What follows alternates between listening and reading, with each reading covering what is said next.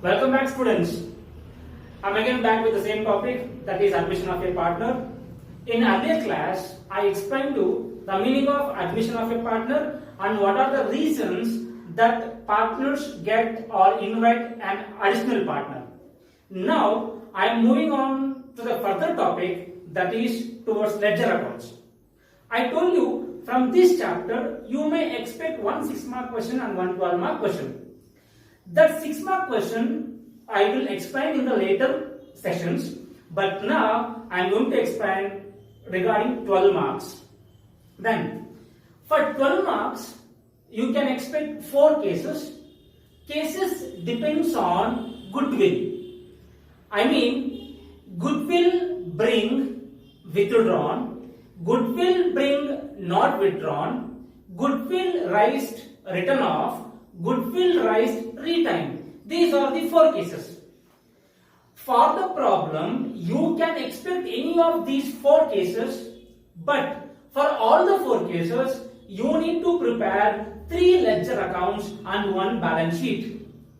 For all the cases, I mean, once again I am repeating you have 4 cases. For all the cases, you have to prepare 3 ledger accounts and 1 balance sheet. What are those ledger accounts and what is that? See, look at here. The ledger accounts that you are supposed to prepare are, first one, revaluation account. The first ledger account is revaluation account, and second ledger account, that is partners capital account. Second ledger account is partners capital account. Third account, that is cash or bank account. Remember that cash or bank, it is not and bank. If you prepare cash account, you are no need to prepare bank account. If you prepare bank, no need to prepare cash. Either cash or bank, any one of that. Then after these 3 ledger accounts, you have to prepare, that is new balance sheet. There, that is once again 3 ledger accounts and 1 balance sheet. Then move on to the first ledger account, that is revaluation account. Now I explain you what is the meaning of revaluation account and how it to be prepared, how to prepare it. What is revaluation account? Here you can find re. Re means again. Again. Re means again. Valuation.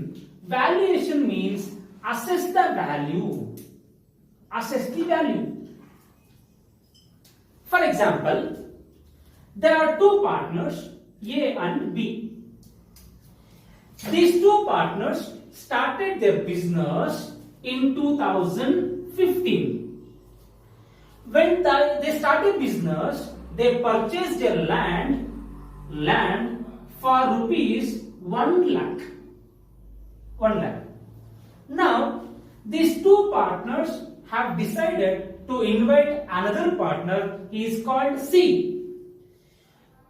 When C enters, C will be entitled to get profit from the next period. But now, look at the land.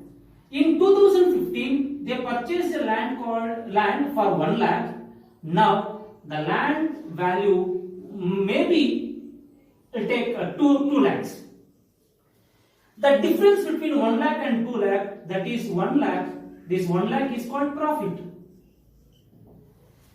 This profit is gained from the land which was purchased by A and B. But these 2 partners do not like to share this 1 lakh to C. The reason is the investment on the land was made by only 2 partners. This is the reason these 2 partners don't like to share this profit to the C. Like this, that there will be many assets. The value of assets will keep on changing from 1 year to another year. Some assets value may get increased, some asset value may get decreased. When asset value get increases, that brings profit or gain. When assets value get decreases, that incurs loss. Whatever it is, if assets value increases or decreases, profit or loss must be shared only between the old partners, not with the new partner. For this reason, in case of admission of a partner, the old partners will prepare an account. That account is called revaluation account. In this account, they will take the increase or decrease in the value of assets as well as liabilities. If asset value increases, that results in profit or gain. If liability increases, that results in loss. If loss or profit both should be calculated before admission of a partner. To calculate such profit or loss, partners will prepare a new account. That account is called revaluation account. And oftenly we call revaluation account as profit and loss adjustment account, P&L adjustment account. Both are same, don't get confused. Both revaluation account and P&L adjustment account, both are same. Now, let me explain how to prepare revaluation account. I have written only 4 points, 2 on the debit side and 2 on the credit side. But see, if you notice, if you observe, I have written the logical points, rules, what are to be taken on the debit side and what are to be taken on the credit side. Here, under debit side, first I have written decrease in the value of assets. Why the decreasing value of assets should be recorded under debit side? There is a logic. Revaluation account is a nominal account.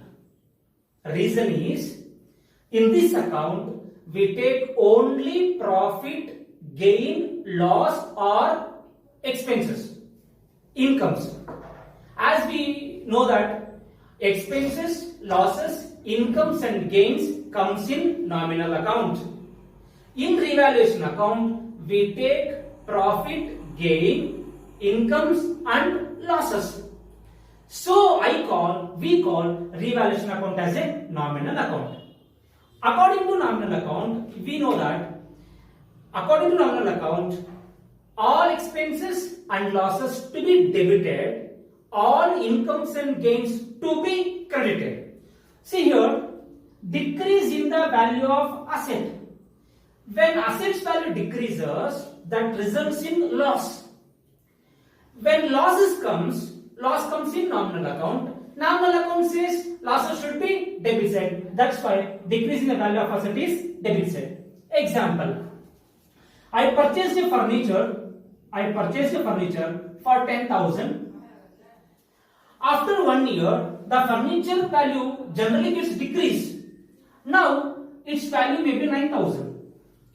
From 10,000 to, it decreases to 9,000. The difference 1,000 is called loss. Loss for me. Losses comes in nominal account. According to nominal account, losses should be debited. So, I have written decrease in the value of asset, debit side. One more example. For example, if you take your mobile. When you purchase your mobile, it was a trend at that time and you paid more for it. Now, if you go to the market and the price of the same mobile is less when compared to your earlier paid. For example, iPhone, if you have purchased it for 1 lakh, the same mobile is available now also. If you go and check now, its value may be 70,000. The reason is, when you purchased 1 year before, that was the latest technology, but the technology is upgraded. Your mobile has become obsolete, outdated. For that reason, your mobile value get decreased.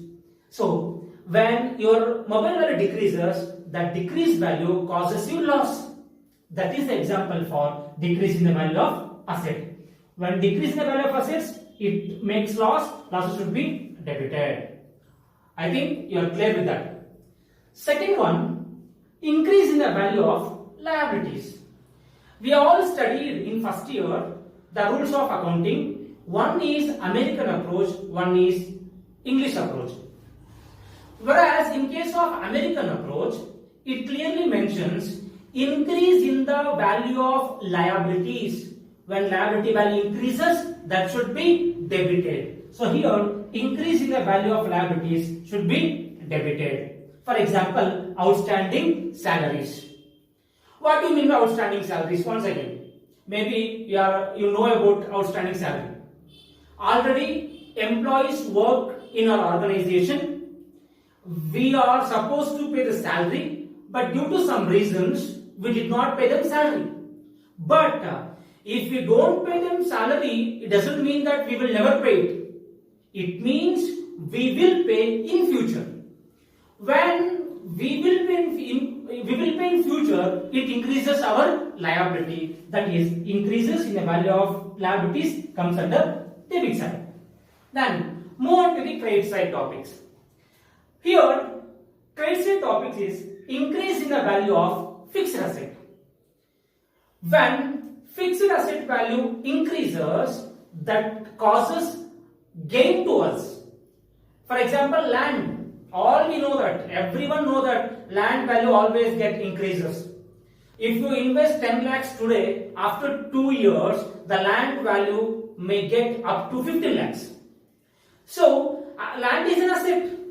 When we purchased it, it was 10 lakhs. Now it is 15 lakhs. So, 5 lakhs you gained.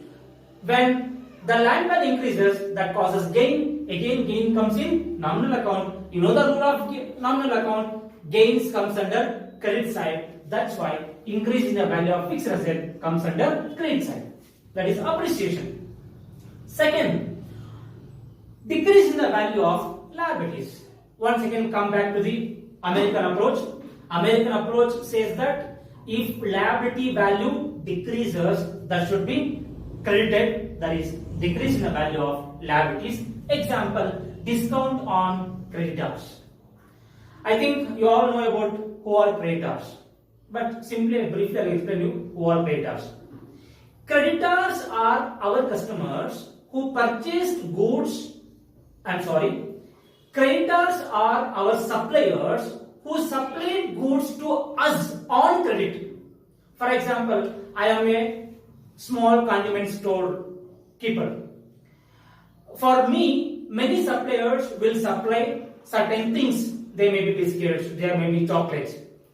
The suppliers supply me biscuits and chocolates on credit. I will call such suppliers as creditors. When creditors give me discount, when they give me discount, I will gain. Gain comes in nominal account. According to nominal account, gains comes under credit side. That's why decrease in the value of liabilities comes under credit side. Hope you understand. Then, very important note to prepare revaluation account. Apart from these, one more important note you should remember, that is regarding RBD, BD, provision for doubtful debts. Listen, students. RBD, reserve for bad debts. BD, bad debts. PDD, provision for doubtful debts. You will be given one balance sheet followed with adjustments. In adjustments, you can find RBD, or you may find BD, or you may find PDD. How to treat such RBD, PD? Always there is no condition. If you find the RBD, it should take under debit side. Many cases, RBD comes under credit side also. What are the logics? How to find out it? Now, RBD, BD, PDD, if it is increases, remember, if it is increase, in adjustment, RBD increased. If it is increased, you should take under debit side. I will tell you what to take, but mentally you fix for this.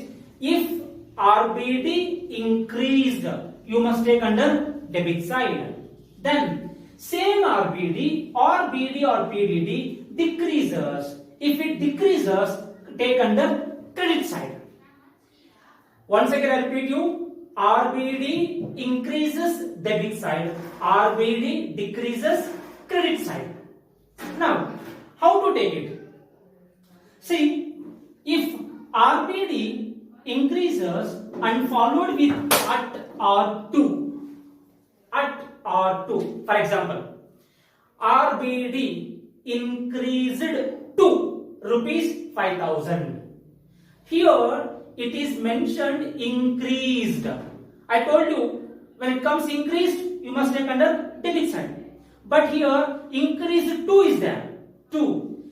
When there is a 2, you have to compare the adjustment with the balance sheet.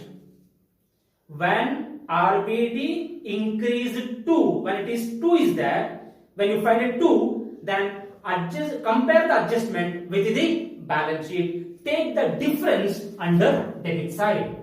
Take the difference. If you find at or to. If instead of at and to, if you find the word called by, if you find the word by, don't take a risk. Just take whatever the amount given in the adjustment directly in the debit side. If it is the increase, take under debit side. If it is decreased, take under credit side. Clear?